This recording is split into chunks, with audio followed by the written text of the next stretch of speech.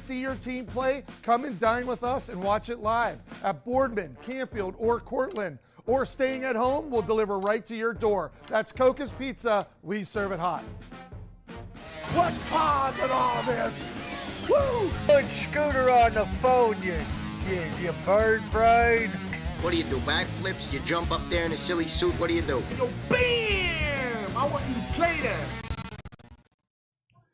All right, man, it's 3 o'clock and time to rock. Fast Freddie, another episode of Fast Freddie Rocks Youngstown from the Youngstown studio here in downtown Youngstown. And our guest today, live and direct from New York City, it is Mark Riccadonna, and Mark is originally from Brookfield and moved out to New York City and has been doing great ever since. So, man, it's good to see you here, brother. It's good to be here. Well, I should tell everybody what you do, too. You're a writer, actor, comedian, podcaster. You do it all. Anything to not have a real job. Exactly. That's why I like you. That's why I'm envious of you. I'm pretty much in that same vein. You know, the radio thing, and you know, we don't have to go out and punch a clock every day, heavy lifting and that kind of stuff. Yeah, that's a good path to go down, and that's why I wanted to have you in here. So how's it going, man? What have you been up to? Things have been good. I mean, you know, with COVID and everything, it's put a complete emergency brake stall on the industry, but you know, find a way to survive, find a way to make it. And, yeah. So what's it been like in New York City under this? Because that's all you see on the news every day, man. It's like ground zero for this whole thing. So what was it like for you? And is it getting better, or what's the deal? I got super lucky. I actually moved out of the city before everything happened. I wanted to buy a house and raise my kids in a place with a yard. So luckily we got out before the stuff hit the fan. And, I mean, I go and I talk to my friends and talk to my old landlord, and it's a ghost town. You know, nothing's open. The restaurants are doing the sidewalk thing, and it's rough. And you have to like leave New Jersey to like actually see regular humanity again. Yeah. Now, see, I saw a lot of pictures of like Times Square with nobody there. How eerie is that? That's scary to think about. Like, you know, this bustling where there's, you know, 7 million people passing through a day, and now it's just the taxis, the buses, the people, the hustle, the bustle. And you see that, it's like, wow, man, it's really serious. But I love New York, man. This is like the first summer that I haven't been there in ages. I always try to go 3-4 times a year because I love it there myself. Yeah. I am a huge fan. You know, I usually go to McSorley's Ale House for my birthday. Every year I make that like a trek. How cool is that place? I love McSorley. It's like the place you go and then like you Abe Lincoln's headshots on the wall. Yeah. It's like, oh yeah, I'm drinking where, you know, all the presidents have drank. You know, yeah. When somebody saw that we were going to be talking about New York City today, they sent me a picture of Woody Guthrie playing his guitar in McSorley's. Isn't that hysterical though? That one of the biggest folk stars is known for New York City. Everybody from, you know, Abe Lincoln to the Beatles. I mean, everybody and their brother has been there, and it still has that charm and the potbelly stove, and it's just so cool. And they only serve like 2 ales, light and dark, and you get 4 little mugs and pound them down. They're warm. Yeah. Oh, you love it, man. It is so cool. What are some of your favorite places there in New York? So there used to be a place called Arthur's. It was a jazz club. I don't think it's there anymore. I think they actually got out, but it was really, really cool little jazz hole in the wall place. I absolutely love going there. You would walk in and somebody would come on stage and then they would play a song and then they go, oh, that's Kirkiano. That was the guy who wrote I Love Rock and Roll. And you're like, wow, he just like got up and jammed for a minute and left. You know? That's the places like that. There's all these little hole in the walls that, you know, you never know who you're going to see. It's great, man. Yeah, I'm a big fan of New York. I can't wait for everything to get back to normal and open up and just get out there and enjoy it. The smell of piss in the subway and everything. I see the homeless people too in the subways. It seems like it's out of control because that's the only place they have to go. Yeah, not to be political at all, but de Blasio really dropped the ball in New York City. It was one of the main reasons I was kind of happy to get out was I mean, they turned New York into a safer place. They turned it into a really beautiful city, and now it's starting to look like it's the 70s again. Oh, right. You know, he's letting people out of prison. He's not really having too strict of rules, and it's like, you know, you get that many people in one area, you're bound to have trouble. Well, and especially for the poor and the homeless, for them, if you're out there panhandling, now you have nobody to bum money off of even. So now what do you do? Yeah. It's just like the Wild Go West. through the roof. It's going to get pretty bad, I think. Oh, that's just crazy. That's a shame. That's a shame. Now let's talk about your trek from Brookfield to New York City. How does somebody make this leap? And you did it when you were 17 years old. Yeah, it was so. It's funny. My kids are with me. We're at my parents' house, and I took a picture in the backyard. I had a bunch of people email me on Instagram, hit me up and say, "Are you in Ireland? Where are you? It's so beautiful there." And it's like, well, that's Ohio.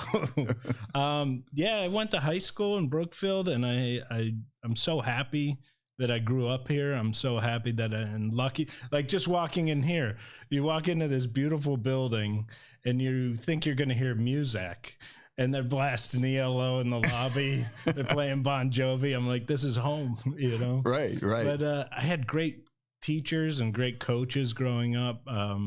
Jeff Bruno and Bill Lips were my football coaches, and they were just really good, supportive people. And when I mentioned that I wanted to move to New York and pursue acting, they were all on board and like, yeah, let's do it. Like, let's figure out where you go. And we all sat around and we talked and looked up schools. And next thing you know, I was auditioning, driving to Pittsburgh, New York, and auditioning for schools. And I got in at the American Academy of Dramatic Arts, which is a really hard school to get in. I'm not sure how I did it. But see, that's kind of amazing, or you were kind of lucky to have like teachers that were that supportive, because a lot of times if you're thinking about something in arts, the arts or whatever, unless you got the right teachers, they don't really focus on that. Yeah. They don't really encourage somebody to go, yeah, you could go be an actor. Why don't you go to New York City, be a comedian? They don't necessarily promote that kind of stuff. And I'm not sure if everybody realizes that sort of thing. Now, when I was growing up too, with like being in the radio business, now I was into music big time from the smallest, from as young as I was. I always had the biggest record collection. I knew every band, every song, but nobody ever said, hey, you might want to get into radio. That might be something for you to do. Nobody ever said that. Yeah, you never know it's a real career path. Right. And once you get into it, it's all of a sudden you realize, like, there was one moment where I realized if I really took it serious and I really pursued this, I think I could do it. And I had to make that choice, and that was tough. And I'm sure it's with radio that you're like, you know, you're doing it and it's fun, and you go, okay, I can see how this could be one direction and it's something I could do on the side. Or if I really take it serious and work my butt off, I could actually do it. With me, it was, I went to Kent State and I went to study journalism. Where was home? Where was originally? Youngstown, South Side, right down the street here. And I went to Kent State. And I wanted to study journalism because I was thought, man, it'd be cool to be a reporter, something different every day. Or if you got on to be somebody like Walter Cronkite or be a correspondent traveling the world. You got that voice too. And I thought, boy, this is something that I could get into. And so I go to Kent State and I start on the radio station. I'm a news reporter. And then all of a sudden, you know, I walk in and I see the DJs, you know, like playing music, and they're talking dirty to girls on the phone and that kind of thing. So the one day they said, hey, listen, why don't you come down to this bar? We're having a night out. And they said, why don't you come on down here and see what we do? Hang out with us a little bit. We could use a few people in the bar. So I go down there, and next thing you know, we're getting free drinks. The girls are talking to us. We're playing music. We're spinning records back in the day. And the next thing you know, I'm like, wait a minute, this is a job? You can get paid for this?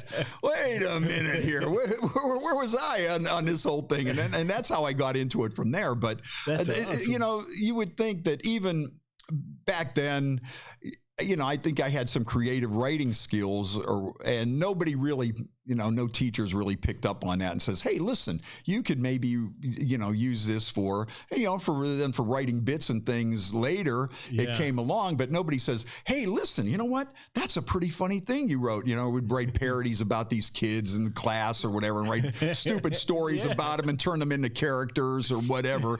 And we'd write these outlandish stories about them, funny stories. And you would think that maybe somewhere along the line, somebody would have looked at that and says, oh, hey, you know what? That's actually pretty funny, if you pursue this. But, I think the same thing, especially back in my day, because I'm a little older than you, even with, like, you hear some musicians talking or people like Bruce Springsteen or whatever, nobody really encouraged them to, like, hey, you know what? You could do this, man. There's something to be made here. So I think you really were lucky to find somebody that would encourage you to go down that career path. I definitely. I mean, I meet so many comedians and actors along the way, and everybody has that story that their parents really pushed them, like, okay, look, just have your plan B ready and then do it, and then go and find your.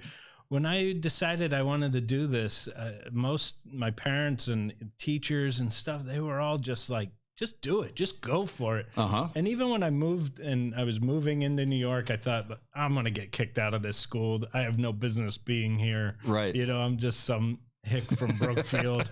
And I'm in school. I'm the youngest kid there by years. These are all college graduates. That's really pretty fortunate that you did that. And the teachers all loved it because they saw me really try. And you weren't jaded, and you were excited, and maybe some of these other people might have had an attitude or whatever. The one teacher at the academy told me, I go, how the hell did I even get in? Right. Like, how did I get in this school? I have no business being here, but you guys gave me a shot, and I made it all the way through and even did the company, which is they ask 20 graduates to come back, and they do a professional theater company. Wow. That does off-Broadway shows. And I said, how did you guys allow me to go through this? And they go, well, you didn't have any bad habits because you had no habits. I was just going to say that. I mean, I couldn't imagine me at 17 years old in New York City. I was a terror in 17 years old, at Kent State in Youngstown. So what was it like for you being a young guy there in New York City? And well, it was right when they started to clean up the city. Right. The old days of the porno theaters and the live shows. I lived right across the street from one of the most famous infamous ones, the Playpen. I lived right across from the bus station, and I used to have to step over people passed out in doorways to go to school in the morning. And, I'm from Brookfield. I grew up acres of land, and just I was just in awe that I think I was almost, I did have a lot of fun, and there was, it was easy to get fake IDs, easy to do all that stuff. But I think I was so nervous to really screw up because I saw stuff I only saw in movies. Right. It was like being in a Martin Scorsese movie. All of a sudden you're like, oh my God, this is all real. Right. You're just hearing these Lou Reed songs playing through your mind going, oh yeah, Walk on the Wild Side, or all these other songs that Lou Reed had out, and you're just thinking, wow, this is where it come from. Right here. And I'm in the middle of it. And it's such it's a great way to promote happiness and to promote togetherness. Is I got thrown in a mishmash of people from all over the world, different different people who believe the craziest stuff and things you thought you read about in the newspaper. You go, that's not real. And you're meeting these people. All of a sudden you have an appreciation and an acceptance to people. It's like, yeah, that's pretty crazy. So now when do you get on stage to do some stand up? Now you're in New York City, where if you're going to be in stand up, that's where you got to be, New York City or maybe LA. So you're in New York City now, you're 17, 18 years old. When do you first get on stage? And so I was working. So I was doing the theater company, and anybody who knows theater, you have to have a day job. Right. Even if so what were you doing there? So I decided I was going to work at a comedy club. Oh, this is where, okay. So you didn't go the waiter route or whatever. Okay. Struggling up and coming actor. So I know what I'm going to do. Stand up, which is probably. I went to the comedy club and I said, what do you guys need? Like, Yeah. I'll do whatever. I just want to be in the environment. I want to see how people do this. Watch guys and so learn they were from like, well, on Tuesday we need a busboy. Monday and Wednesday we need guys that answer the phone. Seaters on Friday and Saturday. So I just basically did every job you could possibly do at a comedy club, and just got to know the comics and watch them and how they went about. I wasn't even worried about thinking about getting work.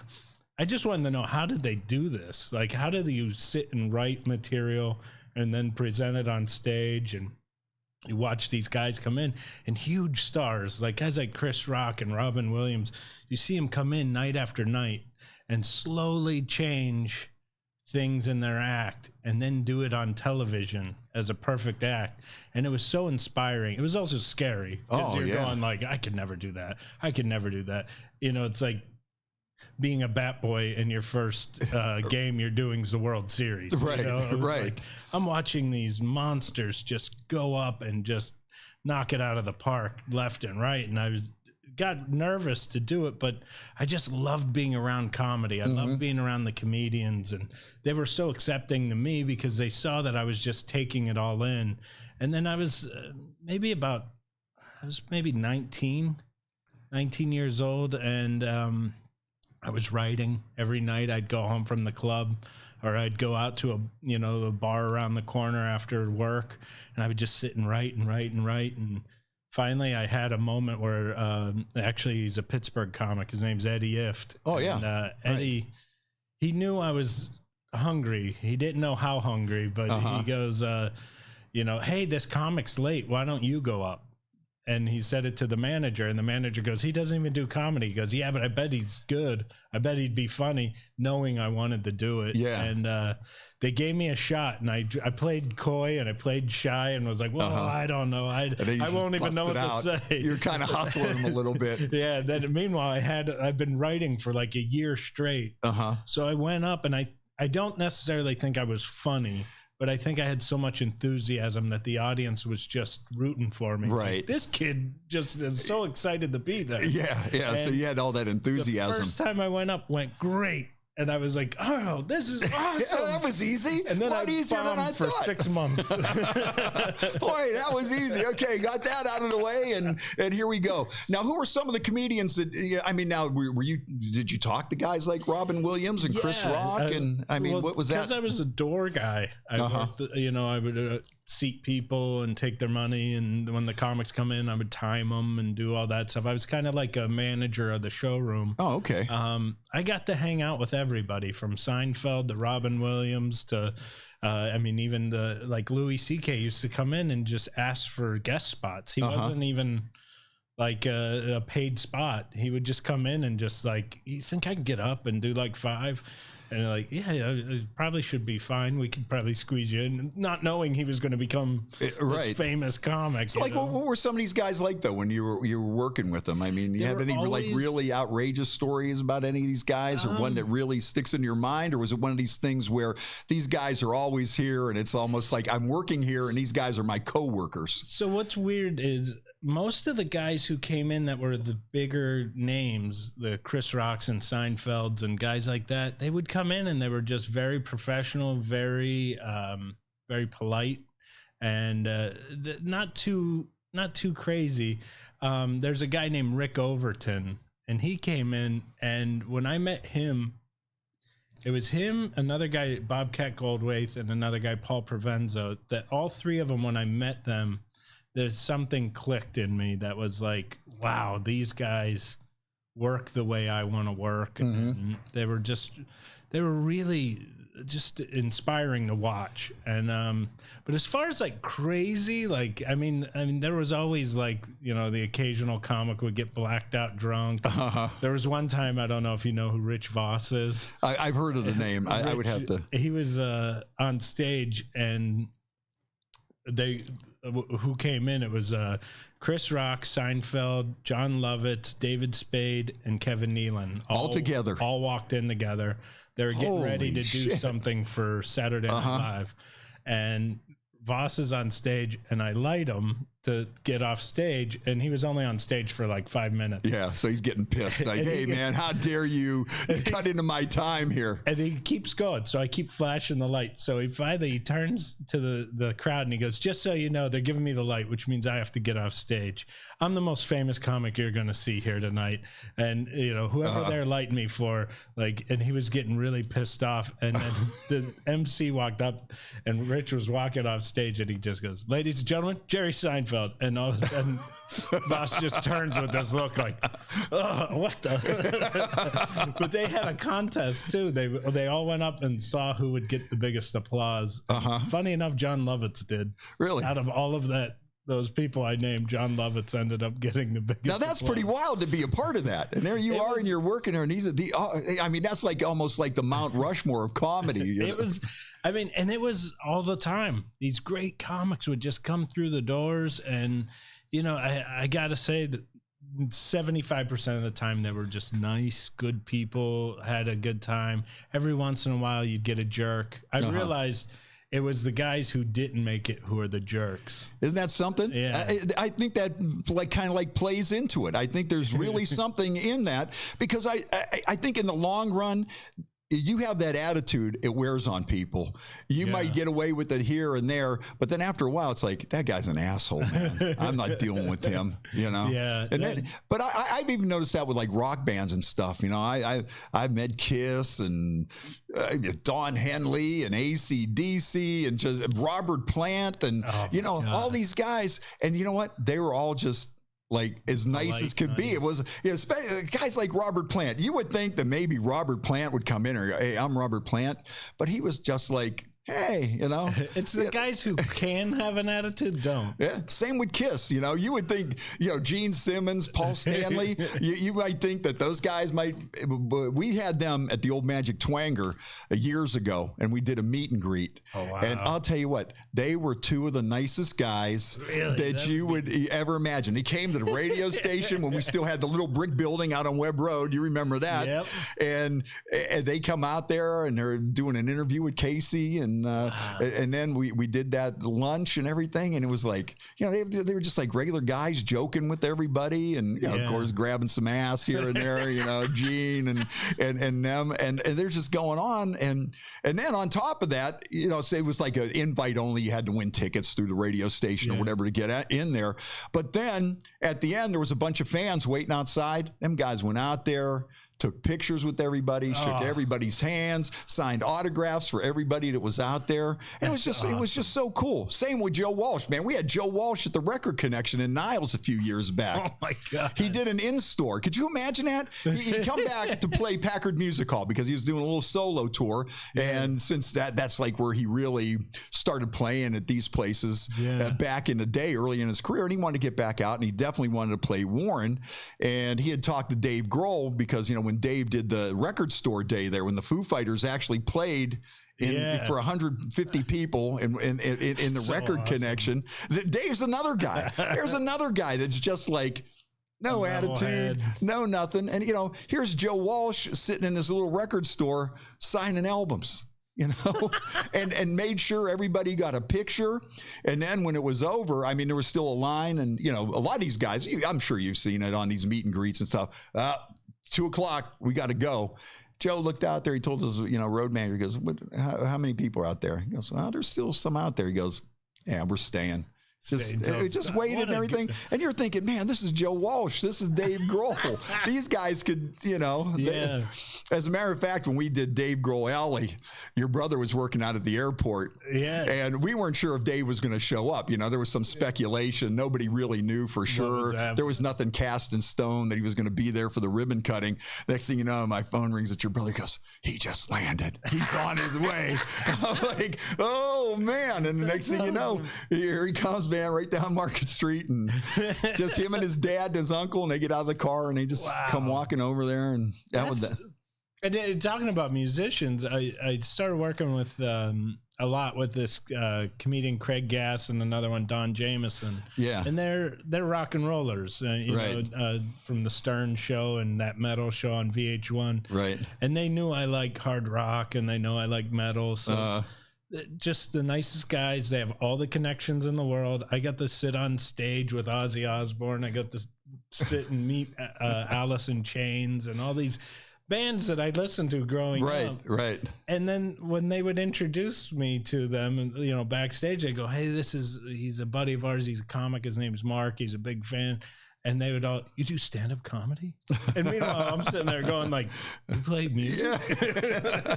You play Man in the Box? You do Crazy Train? Damn." Well, Ozzy's another one. I met Ozzy. He was the nicest guy too. Great guy, right? And it was kind of crazy with Ozzy because we were backstage in Akron, and I don't know how all these people were getting back there. Yeah. And I mean, but we're standing there with Ozzy, and somebody would come up and say, you know, "Ozzy, I got a friend that's on drugs. You know, what could I do to get him off?" And Ozzy would give them advice. Wow. And he was like, and then later on, I think he did an advice column for like Rolling Stone or something. It was like, ask Dr. Ozzy. But it was crazy that these people somehow got in there and they were just talking to Ozzy, and he would give them this advice. Yeah, he would give him this advice. Advice from the Prince of Darkness. Oh yeah. I think people that are really talented and they're just secure with themselves, and that has to be it, because you really don't. I haven't been disappointed by my heroes so far. You know, everybody I've met has been cool. Everybody that I looked up to has been nice. And isn't that nice to know? And it's, we actually, as much as everybody loves complaining and bitching and, talking trash, we live in a pretty good world.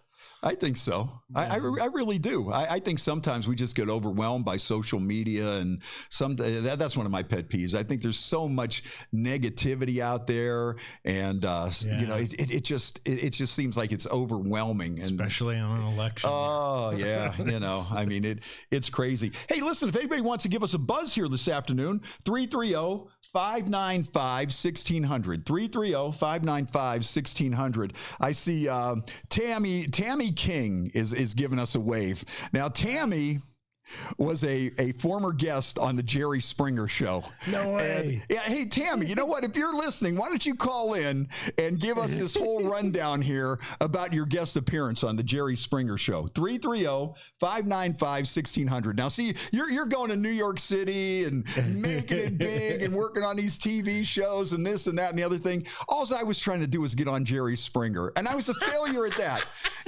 Maybe you're a little kind of a downer for me. You're kind of destroying my self-esteem, because I'm sitting here and I'm going, this guy's doing this. I can't get on the goddamn Jerry Springer Show. What's wrong with me? You got to have more wrong with you. You got to be like sleeping with your, pet or something. Yeah.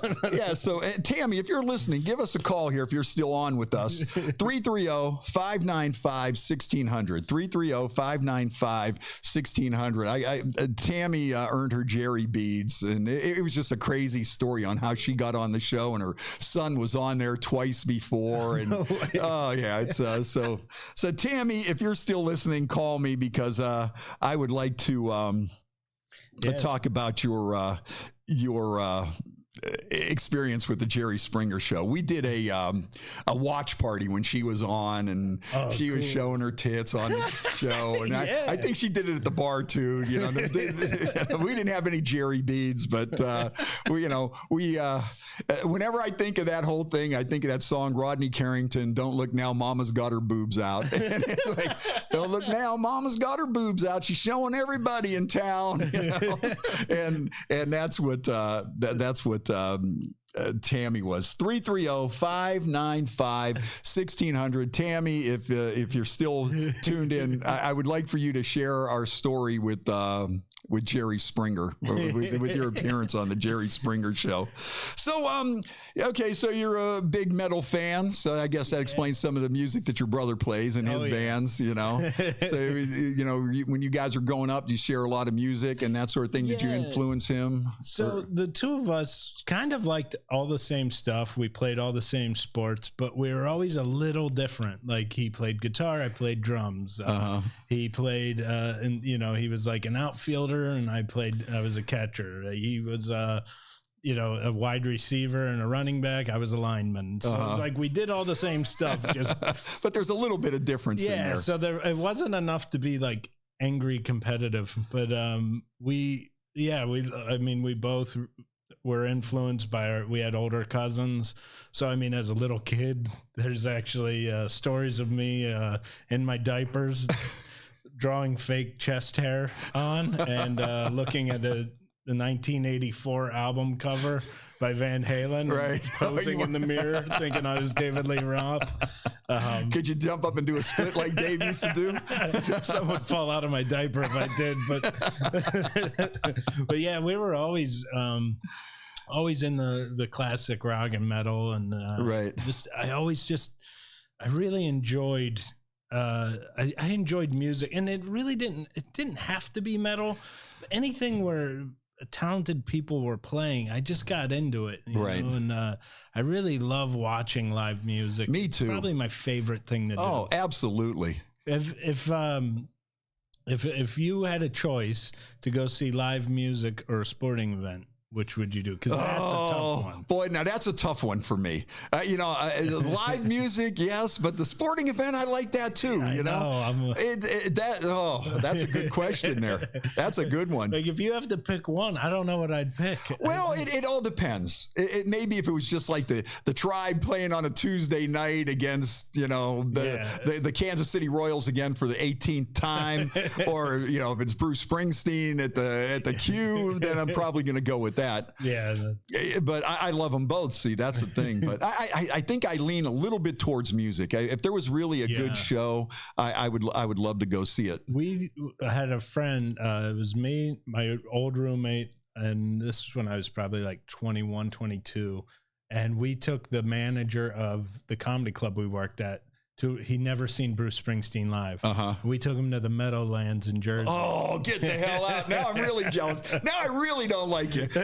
Keep lowering my self-esteem even more. I mean, because that's the mecca of Bruce Springsteen at the Meadowlands. So continue on. Don't let me interrupt you, but go ahead. If we go to this concert and you don't have a good time, the ticket's on us. Like we're going to pay for the ticket and, you know, whatever.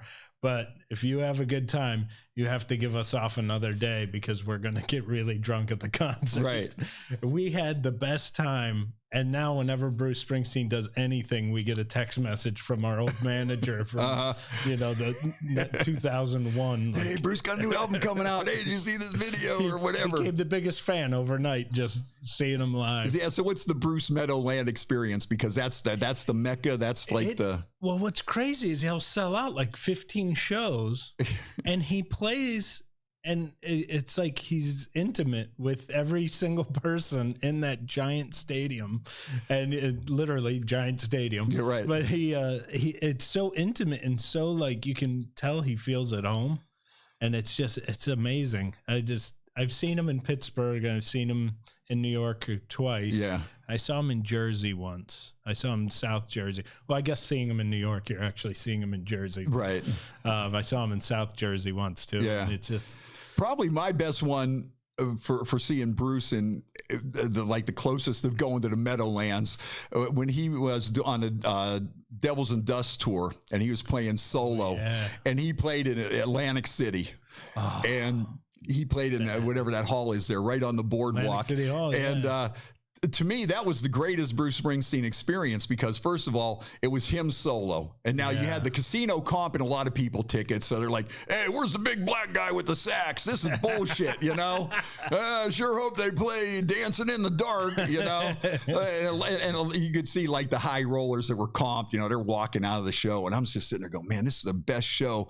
And when he just starts singing all those songs and he plays Atlantic City, you know, and you walk out of the hall and you're on the boardwalk in Atlantic City and you're like, damn, this is a Bruce Springsteen type experience here. Last year, Atlantic City actually used that song as their tourism song. And I'm like, that's not the song to pick to represent your city. Yeah, really. They blew up the Chicken Man and all the corruption and everything. He's singing about all the corruption in New Jersey. And if you see the video, you know, it's not very flattering. You know, it's in black and white. And it just shows the seedy side of Atlantic City. There's all these commercials and it's showing the Atlantic City boardwalk and like young couples having fun. And you see you tonight in Atlantic City. And I'm just going like, don't play the rest of the song.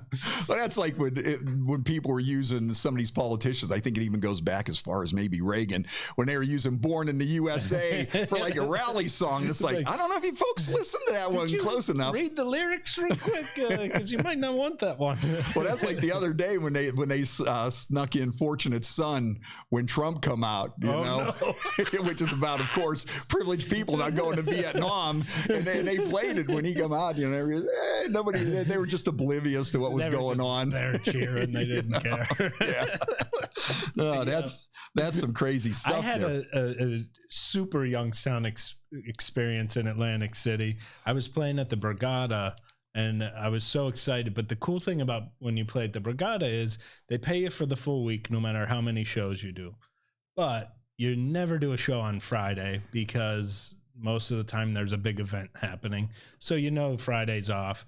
Right. But that Saturday, I think it was a Saturday. I don't remember. It was an extra night we had off. And I was like, what's going on? And they go, oh, there's a big boxing match at the hall. And I go, oh, who's boxing? And they go, Kelly Pavlik's fighting Taylor for it's a big bout. And I tell the guy who runs the Borgata, I go, oh my God, that guy's from like my hometown. I'm going to see if I can get tickets. He goes, don't see if you can get tickets. You're coming with me. We'll go. My father-in-law came with me. My brother-in-law came with me. We all go to the boxing match.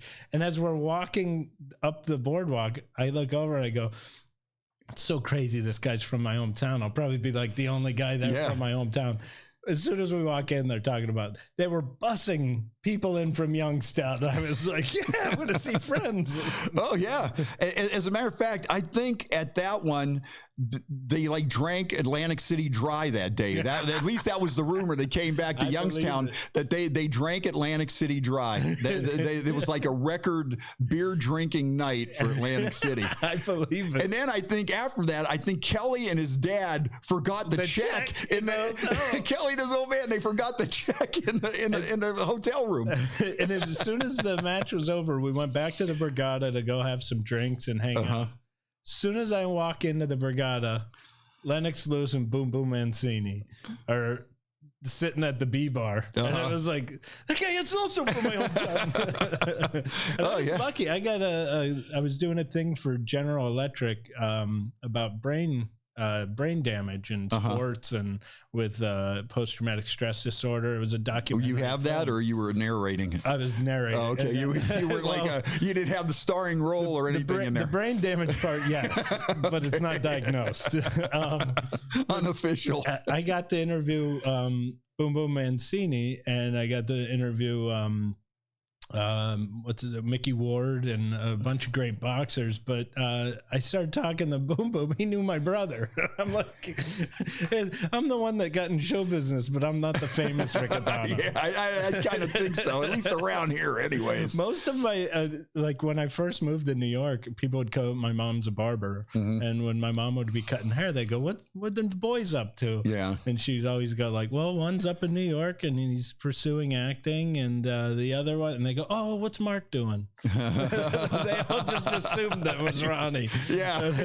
I think it's because I lived in his shadow so much. He's playing at the Ice House. Oh, we'll have to go see him. You know, The one's going to be at the Funny Farm, not the Comedy Club. yeah, the real Funny Farm.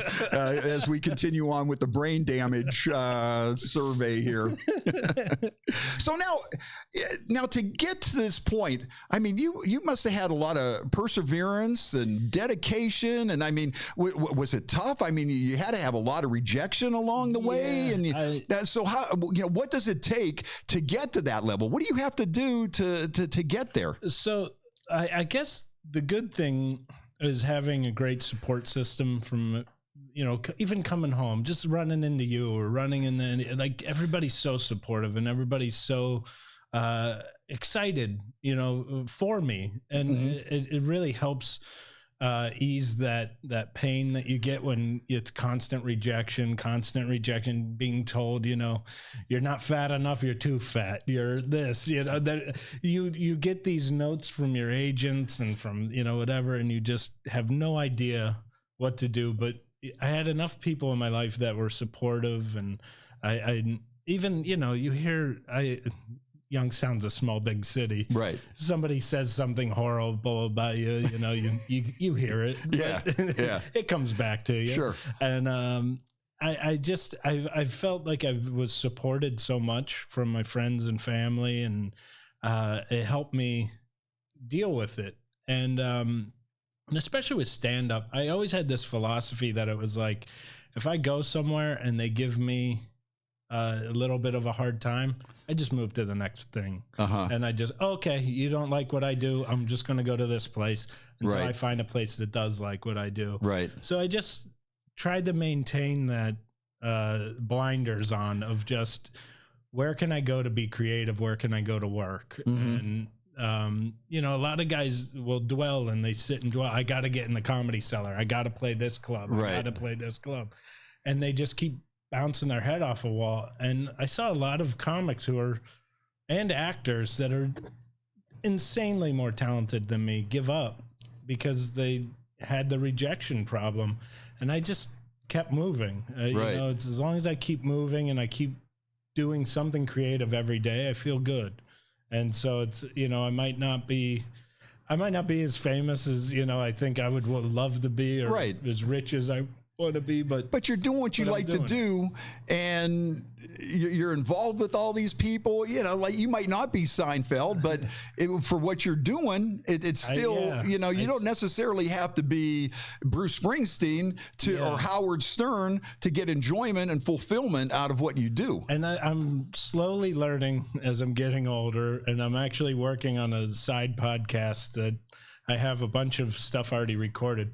To me, it's all about finding that balance. Right. I found a woman who supports me and loves me for who I am, and not because I'm in show business or, okay, when are you going to stop doing that? She gets that it's just about being creative, and she's a teacher. She's not in the arts, but she understands that that's part of my needs, to come up with the next big joke or whatever it might be. Yeah, just some kind of funny bit, some kind of parody, whatever it may be. And so she supports me, and then we have 2 wonderful kids. So how did having kids change your life? So, especially being a comedian. Well, I'm sure, first of all, there's got to be a ton of material there. The jokes probably started writing themselves. My entire act is switched, and now it's all about family. And where it used to be a little more observational and a little more, now it's all about just telling stories about them. And my kids are they're so nuts. They're so funny. And like, just yesterday I was getting a haircut, and the Axel, who's my oldest, he's 5. He goes, "You should shave your beard. You'd be way funnier." Like, how does a 5-year-old get this perspective? It'd be so much funnier if you just shave. Even the kids are telling me another one.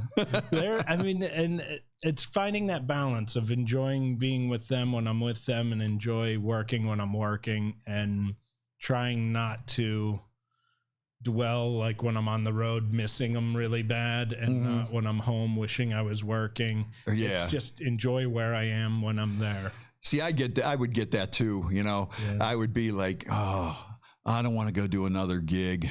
And then I'd see something. I go, how come I'm not there? I should be out there. How come I'm not, how come I'm not hosting that? Or why am I not there? I should be there. Yeah. Social media is the worst thing on the planet for that, because you go online if you have a Friday off, I'll be, laying in bed with the kids. They just fell asleep on my shoulder, and I pull out the phone, I look, and I see somebody I know doing some awesome gig. And how come I'm not there? How come I'm not on the bill? Why didn't he call me? I'm here with these kids. That's kind of crazy. Hey, Joe, can we put a little of your stand up on here? Yeah. Can we share a little bit? We got. I want to make sure we use one that's from yours, because a couple weeks ago we played something. It turned out it was from Netflix, and they cut off the broadcast. Oh, no way. Yeah. Isn't that amazing how they could do that, though? Yeah. I mean, all of a sudden that thing come on. It was we were talking about some of the seedy gas stations around the Youngstown area. They got that one Sunoco down in Warren that there's always something going on, and they got one out here on Market Street, right smack in the hood. It's a Shell, and I think they call it Shell because that's what you find laying around in the parking lot. Or you better have a pocket full when you go in there to buy gas. But so we went there, or we were talking about that, and Sebastian Maniscalco's got a funny bit about going into a gas station in a bad part of town late at night, and he goes through this whole thing, and it just fit what we were talking about, and we threw it on, and the next thing you know that we have to take your video down. And they just cut off the broadcast. Facebook just cut it off on a complaint from Netflix, and it was like, you got to be kidding me! How did they find that out? We're doing this little podcast here in Youngstown, Ohio, and somebody just zooms in and just boom. It's insane. We just did a thing where messing around with this virtual reality stuff, and we had this guy, and he had a puppet and made some very blue humor, and it was up for like maybe 15 minutes, and it got taken down for being too risque without a warning. And I was like, it was only up for 50. How many people could have possibly viewed it? It was on a private account. It wasn't even like... Isn't that crazy on how these guys just swoop in? Big Brother is watching, man. Yeah. I always get that. You mention something and there's 12 ads on Facebook for it, like the next day, or, you're talking about Bruce Springsteen and 3 Bruce Springsteen videos pop up, or, whatever you do. And it's they are obviously listening, because why would that pop up 10 minutes after I mentioned that, especially something so maybe a little far out, and you look and you go, wait a minute, how could that possibly be? Yeah, hey Joe, why don't you run a little bit here of some stand up here from Mark Riccadonna? Yes, I love the raffle. I'm a gambling man, so what I usually do is drink a lot and then hope I fucking win. Good to be here. We got people from France. We got people from all over. I love the French accent. It's amazing, right? This is actually in the city. They call this the check spot. And this is in between comics when they have to pay the checks. They make you go up. Sucks. And that's why I'm doing crowd work. I usually never do crowd work. And so these people are actually paying their check while I'm up there dancing for them. This girl was, a knockout. She was a 10, but then she opened her mouth. What came out was awful. She's like, hey, Mark, I had to go pack. I didn't know whether to get in the car or throw bread. I like the Southern accent. That's a nice accent. I love the Southern accent. I have a little bit of fear of the South, though, because I went down there. They don't like New Yorkers. I know. I got brought up on stage in Atlanta, Georgia. They said, from New York City, Mark Riccadonna, and nobody clapped. I get up on stage. I take the mic out of the stand. This old lady in the front row yells out at me. She's like, fucking Yankee. I didn't know if she was talking about the Civil War or Major League Baseball. All I was thinking is, either way, we won. That's a complete true story. Oh, man. There's parts of the South that really scare me, though. There are grown men that dress up in outfits and walk around with muskets. They're reenacting the Civil War. Viking Jim. I just want to run in the Does he do that? He's a World War II from the reenactor. He future. dresses like a Nazi. Oh, Jesus. I know how this shit ends. But I will tell you guys, I don't want to trash the South because they have the best food I've ever had. Southern barbecue is so good. When I went to the bathroom, I could hear my ass go.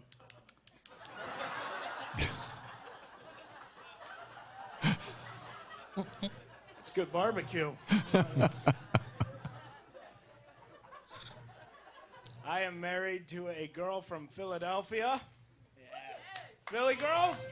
Yeah, Philly, you guys have a little bit of a reputation. You're known for being tough.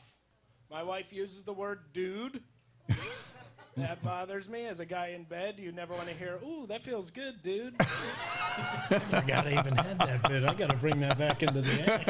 She's a good girl. When we got married, I did the right thing. I asked her mom first. That's the way to do it. I asked her mom. Her mom goes, oh, my God, Mark, whatever you do, don't buy a ring. Angie wants her great-grandmother's ring. It's a family heirloom from Sicily. Do not buy a ring. I was like, hell yeah. I didn't have to buy a ring. I'm down with that. The hard part was getting 4 guys to help dig up Grandma. That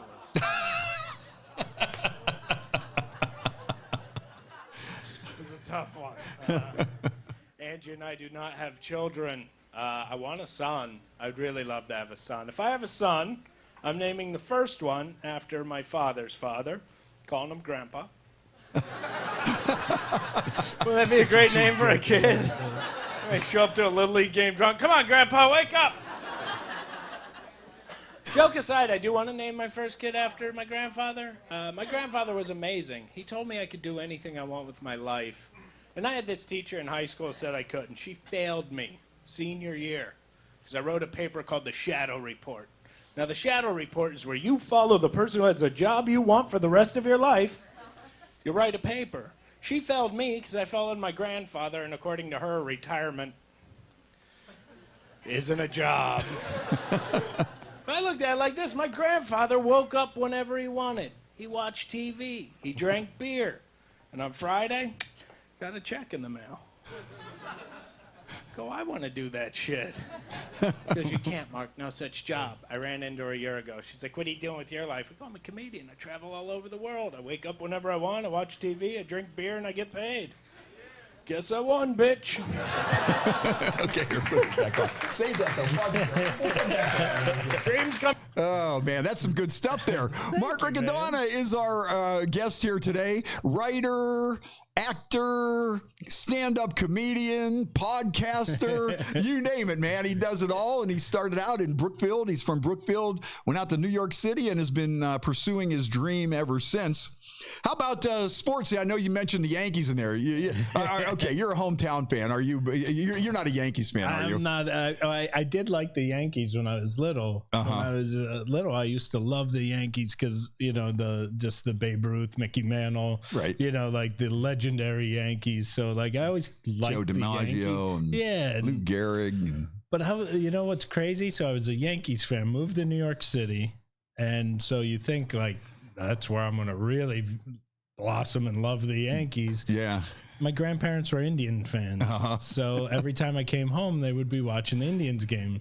So now just looking at your shirt, your hat today, man, it's giving me some nostalgia. And like, I've really been liking the Indians the past probably 15 years. I went back to liking the Indians. They start the playoffs tonight, the Indians and Yankees, 3-game series. So that's should be pretty cool. I'm going for Cleveland, man. The Yankees had enough. One of my most disturbing baseball games ever. Okay, yeah. Would you like to go to a sporting event or to a concert? Okay, I've been to concerts at Madison Square Garden, and I've been to baseball games at Yankee Stadium. You know what? I have the answer to that. I would rather go to the music venues than Yankee Stadium, especially completely dressed in Indians gear. Yeah. Me and my son went to this one Indians game, and the tribe was just kicking the living daylights out of the Indians. They hit hit like 3 home runs in a row. It was a complete blowout, and it got so ugly in the stands because there were some other Indians fans there, and it was tense. It was really tense. I think we got out of there with our skin, to tell you the truth. I mean, there was fist fights going on, and like I never saw the alcohol control agent come down. You know, just big black built and stuff, and he's over there looking at people, and people are flipping each other off, and I mean, but some of these Yankees fans were just so obnoxious, and they were getting their ass kicked. So somehow they started pointing to me and my son that we were involved in like some of this stuff or whatever. And I think all we would have did, hey, sit down and shut up or something like that. So it was really getting bad. So I said, you know what, we better get out of here because I don't want to go wait on the subway at the end of the game here, dressed in all this tribe gear with all these assholes. You know, they're on a rampage, especially by the end of the game. They're going to be really liquored up. So we come walking out. Now I got to walk all the way up the steps to get up to the landing, you know, because we were pretty close to the field and we were in the outfield, and we have to walk all the way up there. And people were just booing us, throwing stuff at it. I'm giving them the bird and everything. I'm pointing to the tribe hat and waving my hat. And it was really ugly. But I like that because I felt like what a WWE wrestler is, it's a heel. You know, when the guy comes out that nobody likes, there's kind of something to be said about that. Like, boo, asshole. And I like it. yeah. It was like, but I certainly didn't want to be standing on the platform waiting for the subway with all these people, especially after the Indians just rolled over the Yankees. They steamrolled them. Man, I actually played the club in Cuyahoga Falls when the Cubs Indians were playing in the series. And it was like one of the good and worst experiences. Worse because nobody came to the club because the Indians are in the World Series. Like, you know, like who's going to go? But it was also good because I got to watch the games here in Ohio. So it was really cool. The shows would get canceled, but I would go find a bar to hang out in. And there was a joke that got written that night was they had a petition going around to have what's his name, who played Rick Vaughn. They want Charlie Sheen to throw the opening pitch. And I'm like, you guys are aware that's a fictional character, right? And then I was like, oh, wait, it's Charlie Sheen. It might be a Make-A-Wish thing. Yeah, I think he just gave one of the Indians players an autographed jersey recently. It's amazing that Major League has just blurred the lines between reality and... It's such a great movie, though. Oh, my God. I can hear that opening song, and I just get so nostalgic for being a kid growing up here. And I should have brought some rum here for what's the voodoo doll that they have in there, Joe Boo. We had a little sacrifice to Joe Boo to get the Yankees, you know, tonight. But it's a lot of fun. I had actually 2 people on my podcast. I have a podcast called Drinks, Jokes, and Storytelling. 2 people that told the exact same story from that World Series. One was this guy, Mike Furno, who's in charge of MLB.com. He's the man in charge. And then the other was my friend Craig Gass. They both told the same story, not knowing that the other one told the story on the podcast about the same situation, because Craig Gass was sitting 1 row in front of Bill Murray. Oh, and huge Cubs fan. When they officially won the game, Bill Murray grabbed him and started hugging him, and he was crying, and he kissed him, and they zoom in on him, and they're like, Bill Murray and his buddy are, you know, having, and meanwhile, Craig's like, I've never met him, but this is awesome. And then they went down on the field, and Craig was actually there with the guys from Pearl Jam, and they went down on the field, and Mike was telling the story because he was on Bill Murray duty. So he had to watch Bill Murray to make sure everything was okay, that, you know, nobody bothered him or any of that stuff. So then they both tell the story. They go on the field, and Mike, the guitar player from Pearl Jam, and Bill Murray jump on the car that's on the field that they give away at the end of the game. And they're jumping on the car and rocking it. And they radio down to the guy, Mike, and say, you got to tell them to get off the car. Like they're on television and they're like trashing this car. So he goes over and he goes, hey, Mike, Bill, you guys got to stop. Or you're going to be in big trouble. And then Bill Murray just looks at him like, oh no, did you hear that? We're going to be in big trouble. And then they start trashing the car again. But they both told the same story. Oh, that's wild. Yeah, how are you going to stop Bill Murray after the Cubs win the World Series to quit doing something? Yeah, it's like, Bill. There's no way that's going to happen. It's just, this area has such a love-hate. And it's, the Steeler people hate the Browns people. But I think secretly, if the Browns took a run for it, I think Steeler fans would actually go, maybe at this point. There's some of them, but now, are you a Browns fan or a Steelers fan? I'm a Steeler fan. Oh, okay. My father grew up in Pennsylvania. Yeah, so. You're right on the line there in Brookfield. So, you got the only place where you can buy lotto tickets for both states in one store. So it's kind of goofy over there. I can see where you kind of go a little crazy. So, I'll tell you, the Browns look good this weekend. I'll tell you, the Browns, this might be a good year for the Browns. 2-1. So I feel like the people who root for the Browns and really, they just love their team. And it's like, they'll have a disappointment after a disappointment. It's like the owners really just seem to want to take it out on their fans. And they're 100% in and love their team. And I have a ton of respect for that. Oh, right. If the Browns were in any other city other than Cleveland, they would have folded or moved away 10 different times. It's amazing that us Browns fans have still stayed loyal to this team through thick and thin.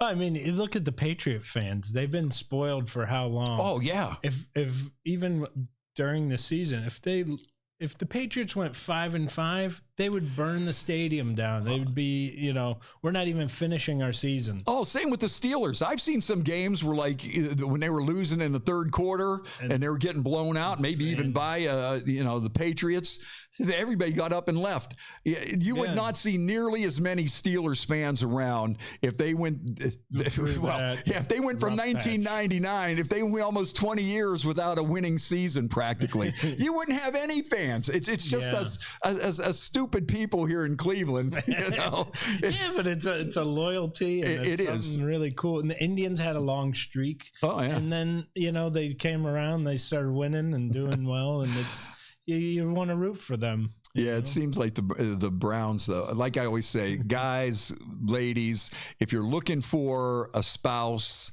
get a Browns fan, because there's nothing you can do that's going to disappoint them that the Browns haven't done so already. And if she's a woman, she's not going to expect a ring anytime soon. So. And we're always, there's always next year. There's always next year. I lost my job. We'll get one next year. We'll get them next year. So my wife's from outside of Philly. She grew up like right outside of Philadelphia. And people always ask, when I'll go visit, they'll say something to me about like, oh, so who's your football team? Who's your baseball team?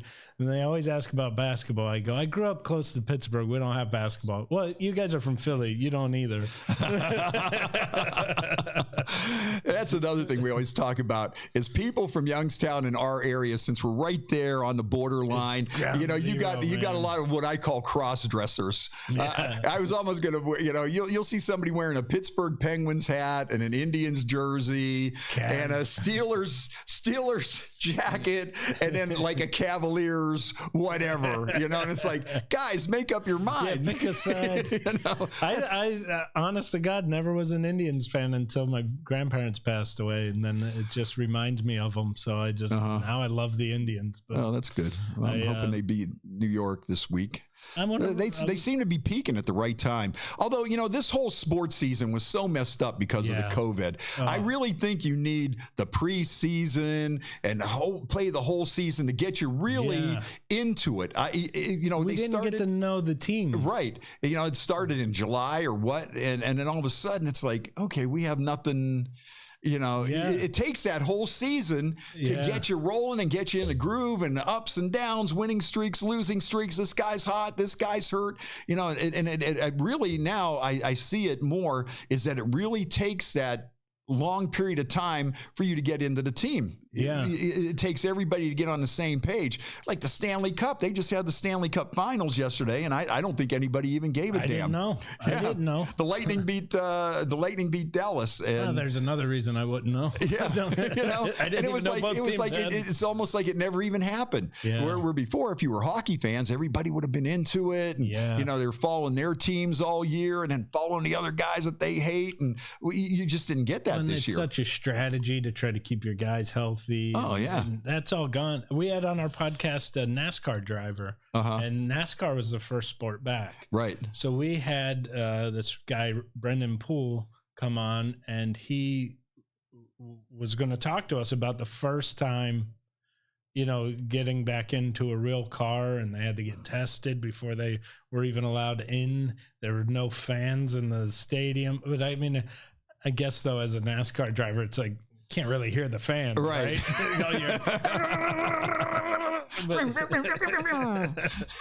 But it was interesting to be, you know, everybody I knew were excited to watch NASCAR because it was the first sport back. Yeah. You know, never watched it before, but. And it really seems weird without the crowd, though. I think the crowd, well, NASCAR, like you say, you know, maybe at the end of the race or whatever. But to give you an example, I was listening to the Steelers game the other day when they played Denver, and Denver was 5 points behind, and it was getting late in the game, like maybe 2 minutes left, and they were trailing by 5, and it was 4th and 1, and they were driving, and the Steelers had a big sack and shut down the drive. But it was quiet, and I'm thinking, man, if there was 70,000 people in Heinz Field, you would just hear that excitement, rocking. And you know, the guys would be going nuts, and the crowd would be going crazy, and the terrible towels would be waving. And then the next play, they ran the ball to really put it away, because it still looked like, boy, if we can get the ball back, we still might have a minute and a half here. We could score. And then the Steelers break a run for 70 yards. Oh. And I'm just thinking, if the crowd was there, even with the Browns this past weekend, you know, they scored a touchdown, and you didn't have everybody in the dog pound slapping hands, and nobody dove into the crowd, and everybody smacking them and everything. It was really they pipe in fake sound during the plays, and you're going, this feels so off, because it doesn't feel like it's. Like, for some reason, I just knew it wasn't connected. Right. And I was laying on the couch watching. I'm just going, yeah. And then it cut to a back shot, and you saw the empty stadium, and you're just like, yeah, it's really, really weird. It's like watching a great practice. Yeah. I just can't wait until they get all this done, and we could get back to normal. You could get back out on the road. Now, one of the things that I see that you're working on is a pilot for a TV show. Tell me about this, because I watched the pilot yesterday, and I thought this was one of the best things I've ever seen. Thank you, man. I had this idea, and my writing partner, Vinny Nardiello, and I had this idea and I'm talking to the right guy about it. Right. Radio is like this art form that you know, nobody is getting involved in anymore. And I feel like it's fading out, and podcasting's the future. And there's all these crazy morning radio people that you meet on the road as a comic. And we were saying, like, what happens when these guys get set back into the real world? Right. They've spent 30 years being social misfits, being children, adolescent humor, you know, and like sexist, and you know, singing to the choir here, man. Yeah, and it's like all of a sudden you get sent back into daily life, and it's like, how funny is it that like these guys are going back out there, and you know, they're looking for work. They end up finding their old sponsor, who was a car dealership, and they try to get them the podcast.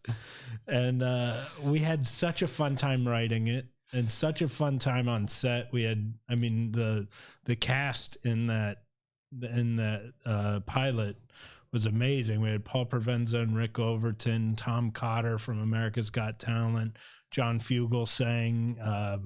I mean, just one after another, all of these really great comics that we went to, and they were just like, yeah, we're in. Oh, just watching that show. I mean, it was so spot on. You know, I could see the comedy of it, but also just recently going through that, some of that stuff, I was like, hey, that's not funny.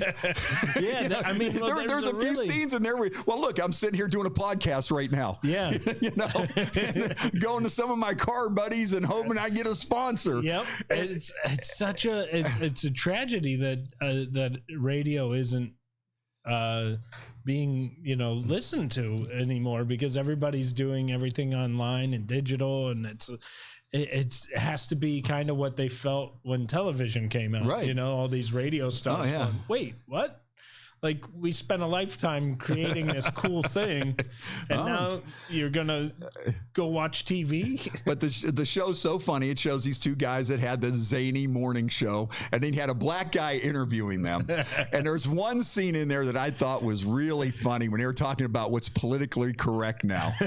and I could really relate to that, because I mean, there was a lot of stuff that we were doing 30 years ago, 25 years ago, that today you would lose your job. You would absolutely lose your job. You wouldn't even be in there. And it was kind of funny, because the black guy's looking at him and he goes, that stuff's not funny anymore. But people today don't think that's funny. And then they're like calling him names and, you know, well, what about this? And what about that? And I was just laughing so hard. And then they end up getting in a fist fight, and you know, but it was so funny. But that's true. Now, do you find that even with, you know what, sometimes I don't even know what people think is funny anymore. Do you ever find yourself like in that right now? Yeah. That like, you're like, what do people think is funny? It seems like we're almost in a humorless society, because everybody, especially with the election and politics, sometimes I sit there and I go, what do people think is funny? Yeah.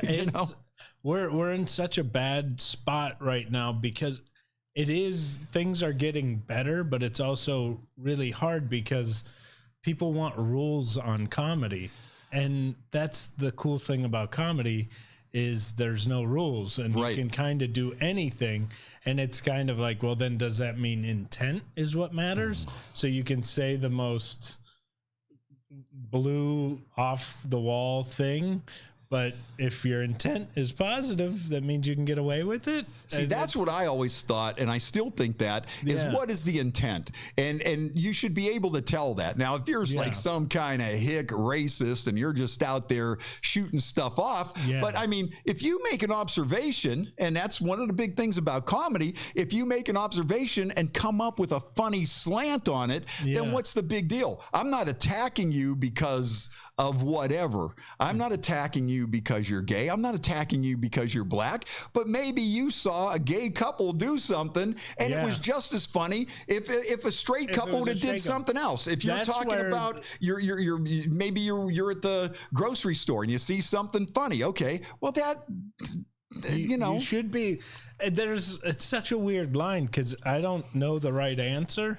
And I really enjoy when comics can go and color outside of the lines, but it's also sometimes it's not appropriate, you know, and so it's such a fine line. And I feel like comedy is almost under attack. It is. And there's no doubt about it.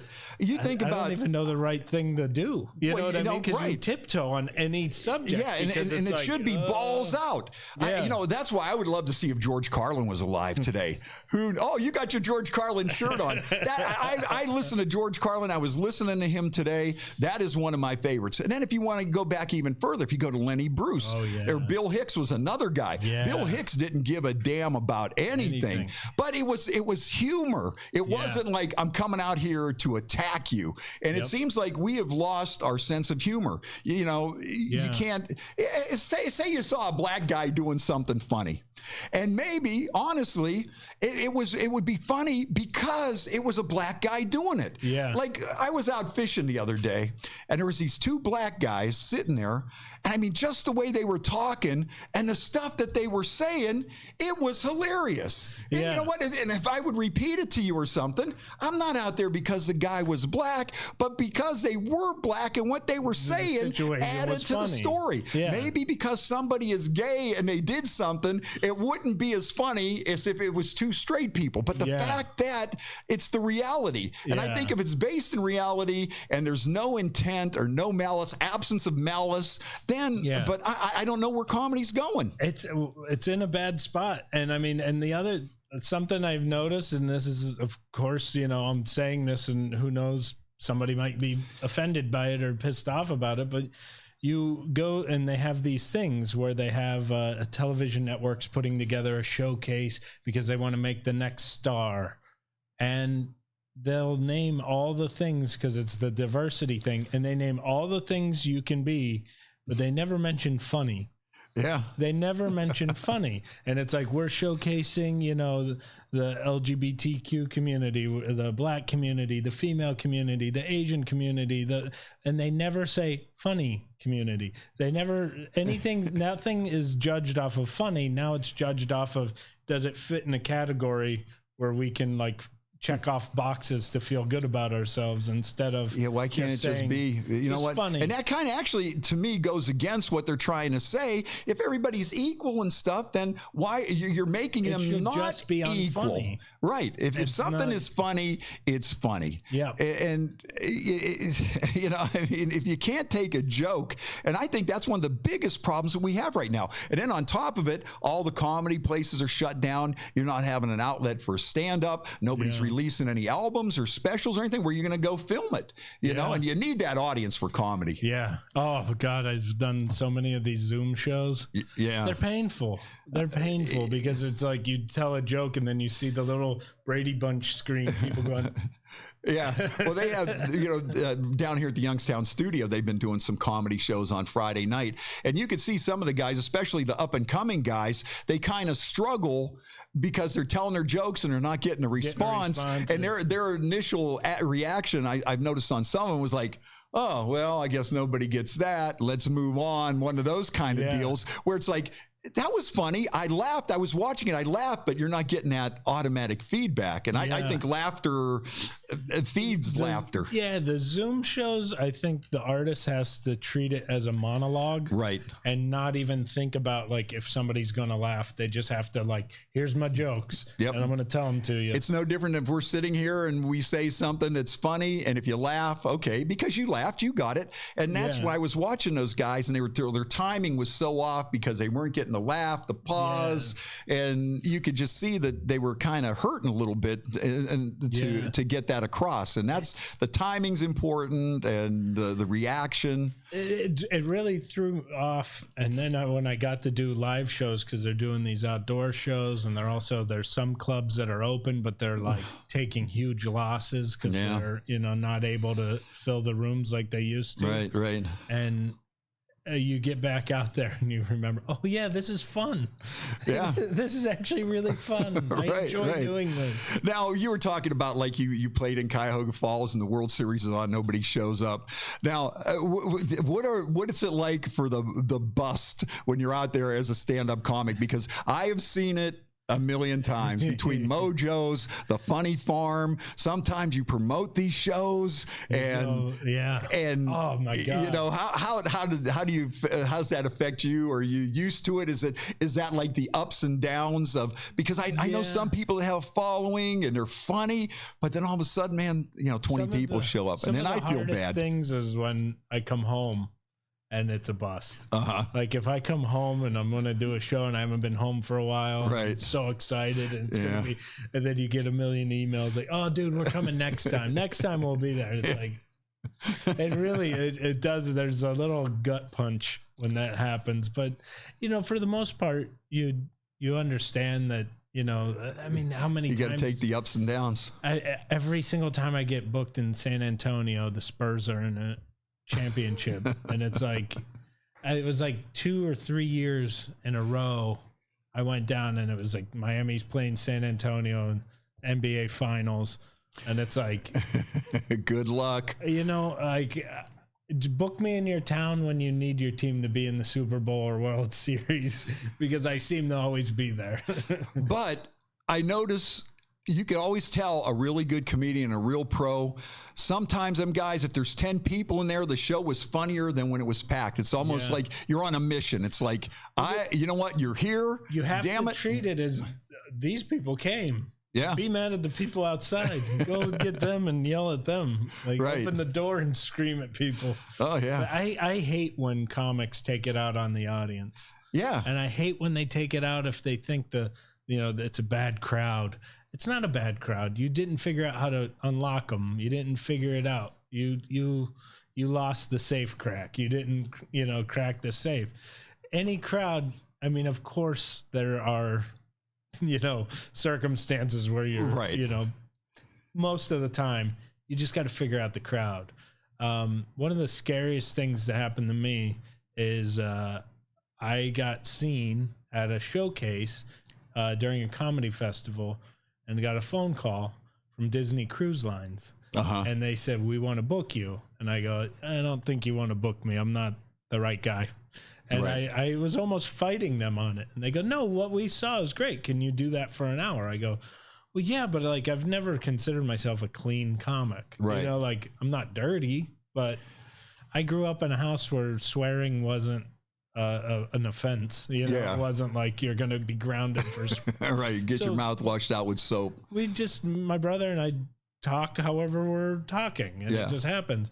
And they go, well, if you can come on and not swear but do the material, because it's all about being a dad, about being married, they go, we would love to have you. And then they told me what they'd pay, and I was like, yeah, I can do it. I can absolutely. I can clean this up like you wouldn't believe.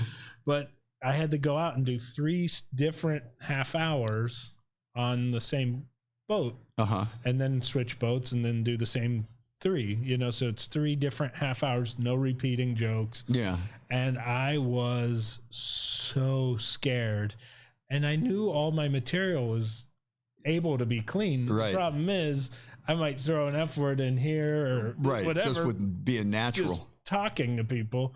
And they're like, you can't even, like, when you're talking to the crowd after the show, like, you have to represent Disney.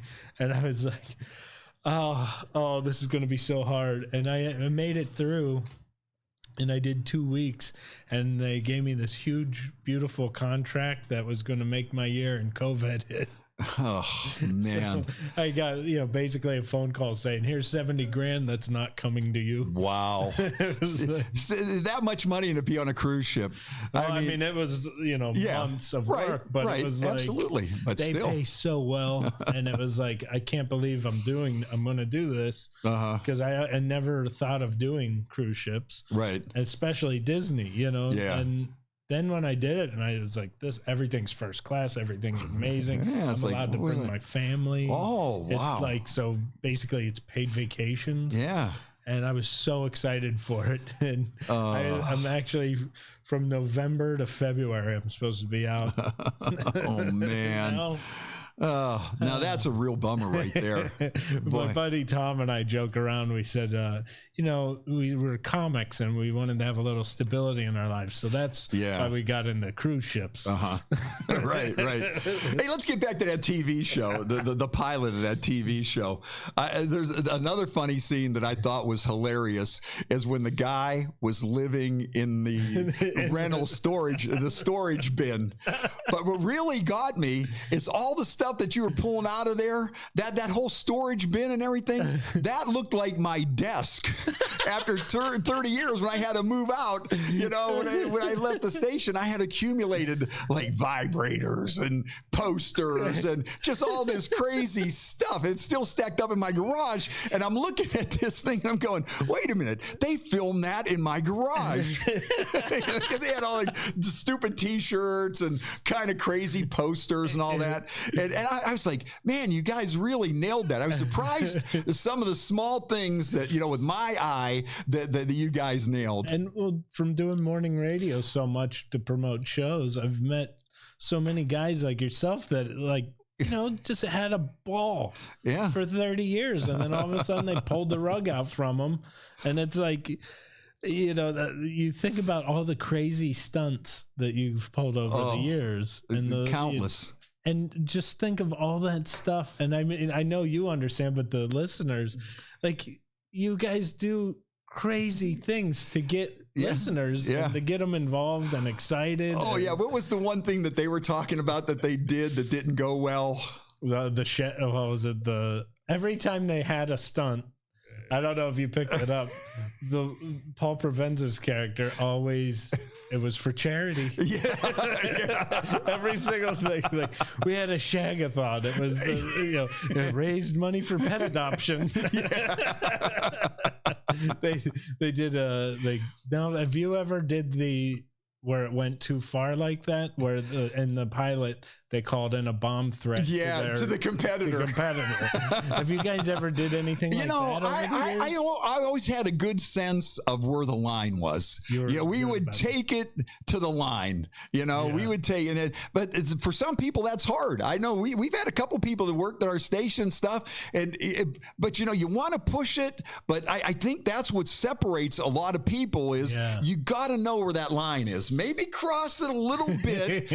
Step your toe over, because in the long run, and I've seen that happen to a lot of people where they thought they were being the edgiest Howard Stern guy and we're going to do this, or I got to be so edgy and I'm going to jump on these people, or, we're going to do stuff. I mean, even look at what happened to Opie and Anthony, when they did that Sex in the Church thing or something. Yeah, with Paul Mercurio.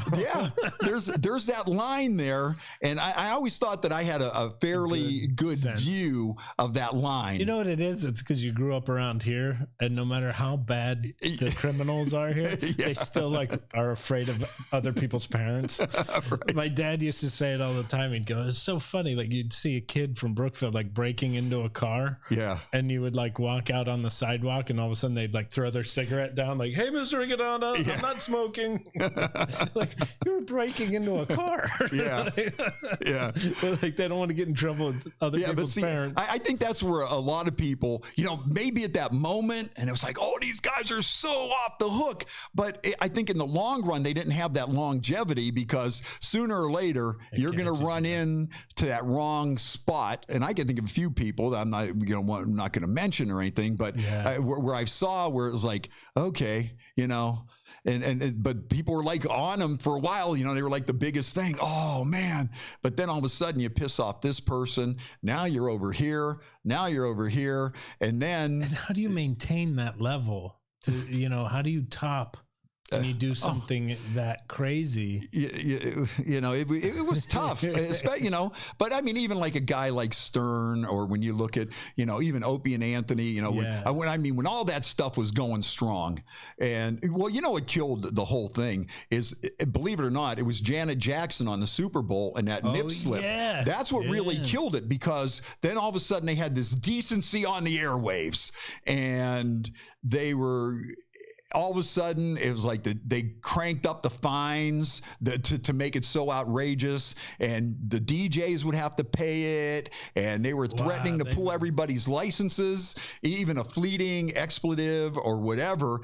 And that Janet Jackson nip slip brought so much heat down on you guys. Heat on radio. That's when Stern ended up leaving. I know, Bob and Tom, they cut back on what they were doing, some of their racier things. And all the stations, that's when everybody had to start pre-recording stuff, pre-recording your remote breaks, because they came down so hard, especially on rock radio. And I was never able to figure that out, how a nip slip by a pop singer on TV came crashing down on rock radio the way that it did. Somebody needed to take the heat. Yeah. And they were going to throw it at you guys. And that's really what happened. And I think that's the thing that really pushed Stern over to satellite radio. And even with us, then you had to have everything had to be pre-recorded. And I remember, though, the one time right after this happened, right? And they have all these delays. I don't know how much these big radio companies spent to put a delay in every single studio that they had. Oh, wow. and all this stuff. I didn't even think of that. Well, so anyways, right after this happened, we had Sean Morey, and he's one of the Bob and Tom guys back in the day. And Sean Morey never swears. Yeah. Wouldn't you know it? In the heat of this, he dropped an F-bomb. Oh no! I mean, I got to tell you, I was petrified. I was just like, I can't believe it. Unfortunately, nobody heard it, and it slipped by. But at this point in time, I thought it was like, oh, goodbye. Yeah, I'm done. And I think something that saves guys like you and like with Stern is you got to see who are actually good disc jockeys and good personalities, because you look at Stern now and you see what he's doing in his interviews. Oh, he is amazing. He is just so off the charts with them interviews. I watch him all the time. Don't pay attention to him. They think he's just this gag guy. Yeah, they're still thinking, the woman having an orgasm sitting on a speaker with the bass turned up and, fart man and all that. But he has, there's a lot of, blue language on there, which is really edgy. And I mean, when they get into the sex talk, they still do. Yeah. But when you see the interviews that he does, they're stellar. They're stellar. Do you know, now this is showing my nerdism of radio. My favorite interviewer on the planet is, do you know Bob Edwards? No. Oh my God, you gotta check him out. Weekend with Bob Edwards. He's retired. He's won like a Lifetime Achievement Award for radio or whatever it is for AFTRA. But Bob Edwards is a guy who I used to listen to when I lived in New York every morning. And I just got fascinated by him because he'd always interview these people and have questions that were just like, how did you find that out? You know, like he would be talking about like the guy's pet from when he was 5 years old. Like, how the hell did you figure that out? Right. But like Bob Edwards, you got guys like Howard Stern. Alan Alda's actually a really great personality. His radio, he has a podcast that I just was blown away by. No kidding. I'll have to look that one up. And it's weird. It's all about science, and communication, but you have no idea that you're listening to something educational. Right. See, that's been my biggest thing, though, getting into this podcast, too, especially like in the later years where they had clamped down to us so much, where you got to get everything in 30 seconds and get in, get out. And to me right now, it's making adjustment to get to the long form. Yeah. Now, see, I'm used to like, okay, I got to be funny here in 30 seconds, a minute. I got to hit this, a sharp jab. And then sometimes, like even today when we're sitting here, and if we're not telling one joke after another or whatever, it's pressure like, to be, and that's been my biggest adjustment, is that the whole thing about podcasting now, it's just a conversation, and people just want to hear, and hopefully we did that today. They just want to hear interesting conversation. With Leanne Binder, I just listened to it last night, and I was going, it's like you've been doing this forever. It's the same sport but a different position. Right. And I don't have to sit there and focus. Now, that's another thing too. Now, with all the consolidation and the national shows and stuff, it's got to be tough for comedians to get on these shows anymore. Yeah. And the restraints that they put on a lot of us, or did put on a lot of us, okay, get in there 2 minutes and get the guy out. And so it was tough that, okay, what do you do? And then some people, you wanted to tell them, listen, come in here, or I could put you on, tell 2 jokes, say you're going to be at the funny farm, and we got to go. Yeah. And a lot of guys weren't used to doing it that way because, they want to sit down and, especially if you're doing a morning show, hey, we'll get to something, or you got an interesting story. Hey, I was on Seinfeld and I did and I met Jerry Stiller and all this stuff, and you want to go. And it's like, you got a guy looking at his watch, 2 minutes, man, get him out.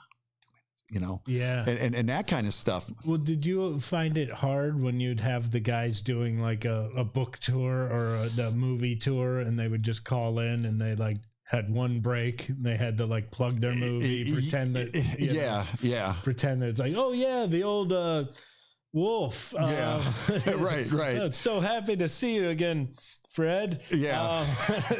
But they're just like calling in 50 radio stations. Right. They're sitting there and they one after another. That has to be hard because you never get the actual connect. Yeah. And that's why, even with bands, they were getting, starting to crack down on bands or whatever. You get somebody from Godsmack or something calling in and he's talking about, meeting Neil Peart and things like that. And you're like, okay, these are stories that I want to hear, but then you can't do that in that format now. And I think it's taken me, though, a little bit of getting used to do this long form thing where you just sit here and talk and we just shoot the breeze, And you're really good at it.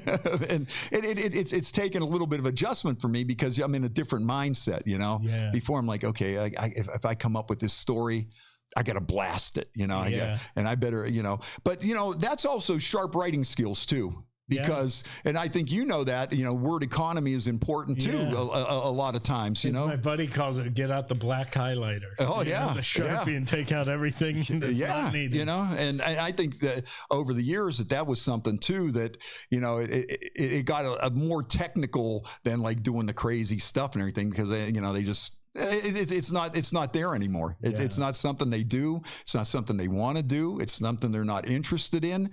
And it's just changed, and you got to change with the times. You got to roll with the punches and everything. But I think that's one thing though that I always, you know, patting myself on the back was making sure that I edited these stories down. And I'm to the point now, sometimes I'll still hear somebody and they'll just be going on. And it's just like, you know, still on that story? It's like, you know, you could explain the whole story in 2 sentences and hit a joke and be on with it, which is also something that you have to do. I worked on Weekend Update for a while. And that was, you know, if your joke was longer than 2 sentences, they wouldn't even read it. They'd be like, too long. Too long. Yeah. Like, no, so how'd you get that gig, man? So there's a really great comic, Kevin Brennan. He's Neil Brennan's brother. Neil Brennan's the one who helped develop the Chappelle Show. But Kevin's been doing comedy forever, and Kevin was writing for Colin Jost. And he brought me on board and just said, like, hey, this kid, you know, I want him and this other guy, Stan Stankos. I want them to write with me because, you know, I like their stuff. And I did it for about 3 seasons. Wow. It was a really fun, cool experience. But then I got the pilot to do that, and I knew I could only really do one or the other. Yeah. So I went with the pilot. And the funny thing is, I don't even know if anybody knows that I'm not there anymore. Did he keep sending you a check? Did you keep getting money? Shh, don't say anything. Well, when you're, I was just a contributor, so I would only get paid if it made the air. Use it. What do you get for like a joke? $100. Oh, okay. And you know, they use 14 jokes a Weekend Update. That's about all they use. And they have a ton of people sending them in, right? You have a whole staff. So and they have on staff writers. Right. So if you write the same joke that's similar to one of the staff guys, you're out. Right. You know, it goes to the staff guys. But it was one of the cooler things that I'd get this email in the morning and it would have all the subjects they were thinking about. And then you would write, you know, 200 jokes in a week and then submit your best 10 and usually get told none. So when was the first time you heard it on there? What was your first joke? What was your first joke that you heard it on there? This was last election, and it said Donald Trump promises that if he gets elected, that people will say Merry Christmas. But I'm pretty sure if he gets elected, a lot of people are going to say Jesus Christ. That was the first. $100 right there. Yep. Boom, out the door. How easy was that? You know? This is good. And then you had to see that check. Did you cash the check or did you save it? Did you make a photocopy of it? I do have a photocopy. Okay. Of it, but I definitely cashed it. And then I had my favorite one was, and this sucked because I wrote the joke, but they wrote the check to Kevin instead of me. But I wrote the joke. It said, 200 Puerto Ricans are moving to New York City every week, and they all live in the apartment above me. And it said on the check for the memo, Puerto Rican joke. And I was like, oh, I want that in my name. Oh, yeah. I remember one time I wrote a joke years and years ago. I was in, I think I must have still been in grade school. They used to have this game show, you know, when Laugh-In was big, and it was called Letters to Laugh-In. And you would send in jokes. And this is one, I should have never cashed a check, but I was like, it was like they gave it some kind of crazy amount. Like you got $17.32 or whatever. If you wrote this joke, you know, and I think I was sending in jokes every week, and I would just rewrite Pollock jokes from back in the day, you know, but they would turn them into beautiful downtown Burbank, because that's where they would always joke about beautiful downtown Burbank. And I think I sent in how many, you know, people does it take to change a light bulb in beautiful downtown Burbank or something like that. And I saw it on there, and they had my name, and it said Fred Woke, Youngstown, Ohio. And I got the check, and the check was like, it was like psychedelic, and it looked like kind of like the Laugh-In set. And I, at the time though, because I got $17 and I was probably 12 years old, I thought I, had won the lotto. So I wish I would have kept that check. I think that would have been a great souvenir to have. Oh, that'd be cool to have hanging up in your studio. And I was sitting there watching that, and it come on, and I saw my name on there and everything. I'm like, oh man, I got that check, $17. Wow. $17.38, or it was just some kind of screwy amount, that made it funny. I was just at the Comedy Hall of Fame in Jamestown, New York, and they had the last bit of the Laugh-In set. It's like the last background thing. Oh, really? That was left. They have the Comedy Hall of Fame in Jamestown, New York. Really? Yeah, it's the same people who did the Lucille Ball, and right. It's called the Comedy Museum, and it's amazing. They have a whole room just of every George Carlin note. They have like Rodney Dangerfield suit and briefcase. How come I never heard of this before? It is, I'm telling you, and we're in like, we're kind of in Hall of Fame territory, because you got football, the baseball Hall of Fame's not far away, rock and roll's right there, and Jamestown's not that far away. Yeah. And I'm telling you, even the people from the Rock and Roll Hall of Fame went up there because it's so amazing, because it's all interactive. I have never heard of this in my life. You have to check it out. I'm telling you, you could spend 5 days there. I was at the Museum of Sex in New York City. I was there. Is anything like that? They let you interact on this one. Well, there might have been some interaction going on there too. I think the first glory hole in New York might have still been in there. A live booth from Times Square back in the day. I think they might have had some stuff like that, I had this dream when I was, I just moved to New York. I lived in Times Square, right across from the bus station, and right across was the really famous place called the Playpen, and they had live sex shows where you'd pay money and you'd sit down, and then two people would come out and have sex, and they have all the peep booths and all the whatever.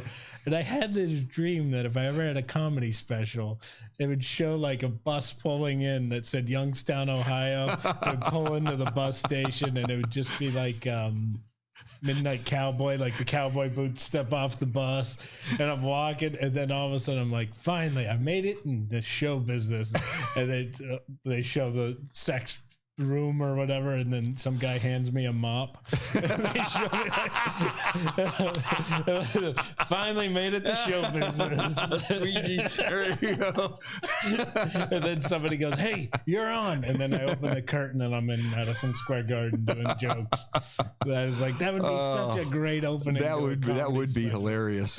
But yeah, man, I'll tell you what, I think that radio, the TV show about radio, I think that somebody's got to pick that up. I hope so. I mean, to me, it was like a combination of Brockmire and WKRP in Cincinnati, and since it was in Philadelphia, a little bit of Sunny in Philadelphia. It seems like you got those three shows and blended it together, but it was really funny, and it looked so good too when you would have the reel to reel, and they were playing back the air checks and things like that. I mean, I would really hope that would get picked up at some point. We were so excited. We got it shot. We got everything. We had all these delays that always happen, any kind of in filming anything. And it was like, we were working on it so hard, and we were so excited about it. And we took it, and it got in the New York Comedy Festival. It got in all these film festivals around the world. But our big goal was the Montreal Comedy Festival. And we submitted it, and it looked like it was going to be like a go. Yeah. And COVID. And it was like, again, damn it, man.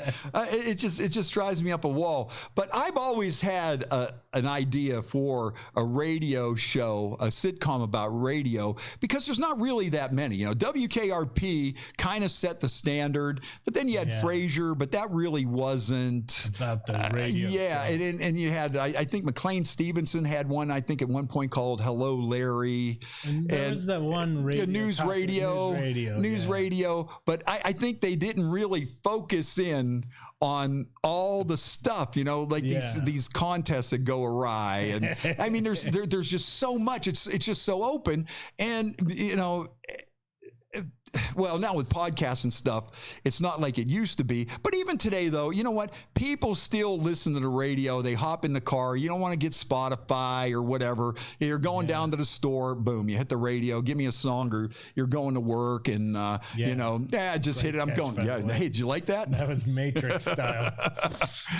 And I mean, I was just, and everybody could relate the radio. And I always wondered why there weren't more TV shows based, and especially when all the really stuff was going on. I mean, you could come up with parodies and everything. Hey, remember when we wrote that parody about and we got in trouble? Or you could have, like rock stars as guests. That's what I was going to say. The amount of guest stars you can bring in, it's endless. I mean, originally, the guy who played Big Tom is a friend of ours, Tony V from Boston. That was actually supposed to be Gilbert Gottfried. But he was sick when we were shooting. Well, see, that's another thing. You could bring in other comedians. You could bring a nonstop list of comedians, and maybe the guys on the air piss them off. Or I mean, it's just so open. And then if you go back and look up other big things, well, I mean. Obviously, I thought Turkeys Could Fly is still, to this day, it's still a classic moment in TV from WKRP. And I think, there's so many more of those kind of stories out there, or you could just expand on or twist it around a little bit. But it's like nonstop. And if you would go back and, just listen to tapes and stuff from, I don't know, and just it'd be like an endless font of ideas, and you just twist them around a little bit. The group of people that I'm fascinated with, and I think would be a lot of fun to do a show about or a movie about, and I talked to different people from different parts of the country and stuff, but like Cleveland had, what was he, the super host? Oh yeah, Big Chuck and Little John, and Son of Ghoul, and Ghoulardi before that. And we had Barney Bean years ago when I was a kid, and Powell, 33 Powell with Mary Jo Maluso. All these great local shows that kind of don't exist anymore. Right. But like, I mean, I talked to my friends in New Jersey, and they had Uncle Floyd. Like Uncle Floyd the comedian did their like kids show in the afternoon. Yeah, that might even be a documentary. Yeah, that might even be a big documentary about the different cities that. And people don't believe me when I tell the story, but Ghoulardi, who his son was. Ghoulardi left Cleveland and went to L.A. And his son was Paul Thomas Anderson. Oh, P.T. Anderson, who did Boogie Nights. Yeah. Wow. Like, it's such a weird thing that it's a direct connection to, back to these roots of like this local TV show. That could be a good one, or that's just the guy's job. What's another? You know what else would be another good TV show idea? And everybody tells me about this one, is car dealers. Why is there not a TV show that is based around a car dealership? So when I was in high school, I worked at a car dealership, and the first pilot I ever wrote, was about the car dealership, and it was the mechanics and the people who worked in the garage versus the salesman, because they used to just rag on that's each a other. Hit, and some of the stuff that these guys would do to sell anything to sell a car. Oh man, I remember this one guy was telling me they had this one guy, and a couple was religious, and they didn't know if they should buy the car, and they were going to pray on it, and the guy pulled out a Bible out of his desk drawer, and they all just And he was like, almost like a faith healer, and they bought the car. And there's a million stories like that, And everybody in the office is going, oh, he got him again. Yeah, damn it. I'm getting a Bible too. Yeah. You know, and these guys, you know, I mean, fooling around with women and it's drinking on the job and everything. The car lot would be another really funny show. And the character in the character in that thing, that's another one that really hit close to home. The character in your pilot that sponsors these guys, and he's like a perv, and he owns the car lot, and his daughter is now running the advertising. I mean, that is so spot on. I've seen, like, over the years where these longtime car dealers, not necessarily not being pervs or anything, but, you know, their kids would take over the advertising, and they would still have that. We don't need Fast Freddie down there for a remote. We're going to put ads on Facebook. Yeah. And they go, well, hey, that's my buddy. He comes down here. He'll draw some people in. And then you go down there and you do a remote, and it's a bust. And then the next thing you know, sitting there looking at you. Yeah, like who's this guy? And then when he was talking about to his daughter to try to make him relevant, and he wanted to know the hip lingo that the kids were using, and I mean, all that stuff was so spot on. It was so well written. And I'm sitting there and I'm looking at that and I'm going, oh yeah. I'm just thinking, you know what? I just remember, 2 years ago when somebody's kid took over the advertising, and they're like, yeah, Dad, this is, and they come out of college and, they got all these big ideas, but you're still in Youngstown, you're still selling a car to a 60-year-old guy. Yeah. It might, you got all these big ideas and stuff, but some of this stuff is tried and true too. Yeah. But then when she's looking at, when he's talking dirty, them guys, I don't know what they went off on that one thing, and she's just sitting there shaking her head, and the car dealers is going, yeah, and it's like they were just so, like, politically incorrect, and they were just so, and then they come out here and that guy goes, yes, and you see his daughter just flipping him off, and she walks out. Oh man, I mean, I really hope that takes off. I think there's so many themes in it that it's like the young versus old, the woke versus old school guys. There's all these things, and it goes back to what we talked about at the very beginning of the show, is finding a balance in life. Right. And it's like, can this group find the balance to make this a cohesive workplace? And I really enjoyed working on it, and then getting to direct those actors. I mean, the guy, Rick Overton, he was in Groundhog's Day. He was one of Robin Williams' close friends. Yep. Worked with Jonathan Winters. Paul Provenzo, who was in it, was he directed the what's that? The Aristocrats. Oh, that's a funny one. Oh, that's a classic. And it was just such a great experience. I think it should. Hey, listen, man, we got to wrap things up. Yeah. Mark Riccadonna, thanks for spending some time with us. Thank you for having me on, a good time. Did I do okay? Amazing. Okay. All right. Well, listen, thanks, man. Good luck on everything. Head writer if radio got sticks. Hey, I'll tell you what, I got a million stories, man. I mean, that's I lived it, so we could keep that going forever, man. Bust a move remotes and stuff, and strange people that come out. That's another thing. Well, hey, we better get ready. Morris Ray's going to be coming in. Listen, have a safe trip back. Thanks when you come back, we're going to definitely have you back on. And it's just been a blast. Okay, hey, you got a CD out. Tell everybody, give them all your social media information and everything. If you go to markriccadonna.com, you can find everything. The podcast is on there, all my social stuff. And that way it's one-stop shopping. Awesome, man. All right. Have a good one. Have a safe trip back. And when you come back to town, we'll definitely do it again. Or your podcast. Do you promote yours? Drinks, Jokes, and Storytelling. Look for us wherever podcasts are found. Wherever you do your fishing. All right, man. Sounds good. Thanks, Mark. Thank you for listening to this show on Youngstown Studio. If you like our programming, we invite you to subscribe to our YouTube channel, follow our Facebook page, or subscribe to your favorite podcast platform like iTunes or Spotify. This is original Youngstown content, and we would appreciate you sharing the videos and the word about us. Thank you.